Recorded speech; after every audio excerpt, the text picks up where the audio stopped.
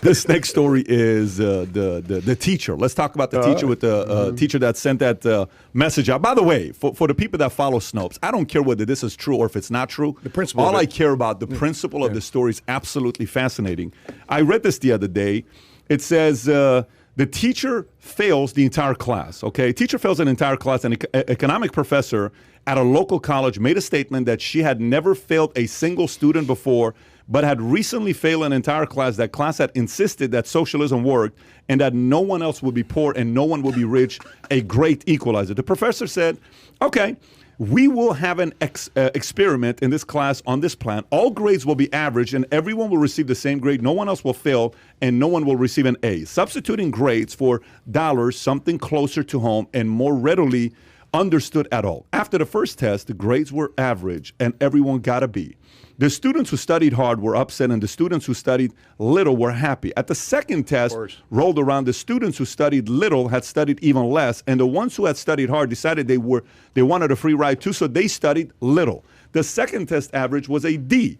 No one was happy. When the third test rolled around, the average was an F.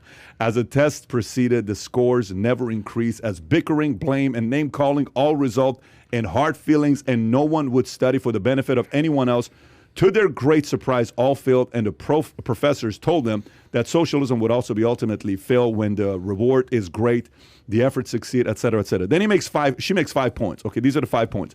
You cannot legislate the poor into prosperity by legislating the wealthy out of prosperity. We've heard that before. Number 2, what one person receives without working for, another person must work for without receiving. Number 3, the government cannot give to anybody anything that the government does not first take from someone else. That's pretty tough for some people to understand.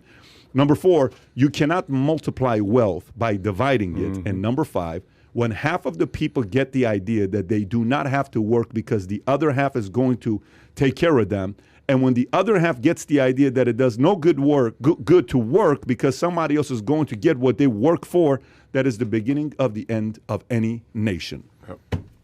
Do you love this professor or do you love this professor? Respect to this professor. Yeah. Is that the professor with the mask on, or is that just a random picture? I think that's just an ad there because it said she. So the teacher is a woman instead of a man. So what are your thoughts on this? I mean, look, it's one of those things where socialism sounds great in theory, right? All these kids in the class had, socialism sounds great. But when put into practice, it ain't so much fun, right? Especially for the kids that are trying hard, they're trying to get good grades and are putting in the effort. So I love that he broke it down into these 5 principles. At the end of the day, I think there was a poll out there, this is maybe 6 months ago, and half the country, young people, thought that socialism was a better... No, more than half. More than half? People under 25. 64%. Yeah. Was it that much? It was a Harvard poll. Thought that socialism was a better system than capitalism. Because they haven't been in the workforce. Okay, exactly. Yeah. So it's one of those things where in theory something sounds good, but when you actually practice it, not as much. And they've been around, so these kids get indoctrinated by teachers, and the teachers, the modern teacher, and I've got teachers in my family, and they feel like I'm always going after them, but this is just the truth, all right? Every teacher I've ever met thinks that they are smarter than they get paid for, right? And that's the basis of their ideology. Their college professors specifically are resentful of the plumber or the truck driver that makes twice as much as they do because I'm the smart one. So obviously the system is flawed because if it weren't flawed, then I would be the rich one and they would be my underling. And it's like, dude, you don't understand what they don't understand. And even if you've ever read Marx, what people don't get is you don't get paid for intellect, you get paid for value. You can either do something that nobody else in the world does. You play basketball, all of us play basketball. None of us are in the top 1% of it, so we don't get paid to play basketball, right? LeBron James can get paid billions of dollars because he's number one. Our friend Victor that you interviewed, he's $1 million backgammon player because he's the best in the world at it. No, everybody else plays backgammon. 20-some years? Yeah. We're doing a tour together with doubles in Vegas in January, him and I. Dude, he's an awesome dude. His wife's great. Dude, yeah. But again, nobody else in the world is getting paid to play backgammon. You got to be the best in the world at it. So if you're not the best in the world at what you want to do, then you have to be willing to do what other people aren't willing to do. Nobody wakes up in the morning and wants to be a plumber. but there's a lot of money because nobody wakes up in the morning and wants to be a plumber.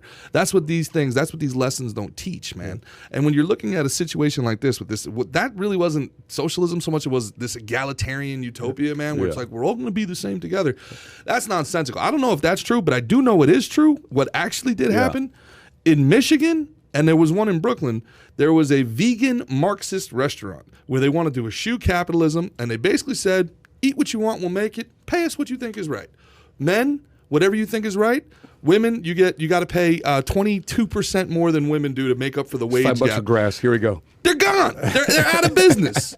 like it's the most predictable out of business thing. And then they blame capitalism for them being out of business. Well, we can't compete because the prices keep rising. Okay, guys, this is market leverage. Matt, here. what do you think about it? When I think about things like this, I default to my favorite books of the Bible, which is Proverbs and Ecclesiastes. Why? Because it's written by the richest king, wisest king who ever lived.